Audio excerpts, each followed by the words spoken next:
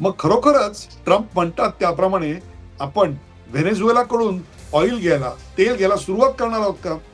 एक लक्षात घ्या, व्हेनेझुएलाचं जे तेल आहे ते कच्चं तेल आहे आणि ते तेल शुद्धीकरण करण्याची सुविधा जी आहे ती आपल्याकडे फार कमी रिफायनरीमध्ये उपलब्ध आहे.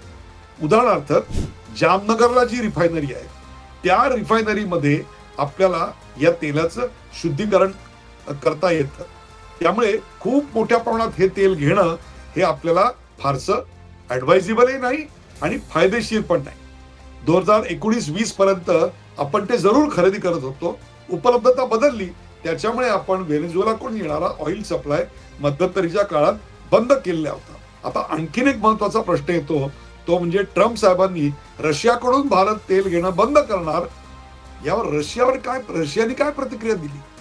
तर रशियाने आतापर्यंत कोणतीही प्रतिक्रिया दिलेली नाही. याचं कारण रशियाला पूर्णपणे माहितीये की भारत प्राधान्य कशाला देतो, ना अमेरिकेकडे झुकण्याला ना रशियाकडे झुकण्याला, तर त्यांच्या 140 कोटी भारतीयांच्या हिताला प्राधान्य देतो आणि त्याला बाधा जर येत असेल तर ते पावलं नक्की उचलतील.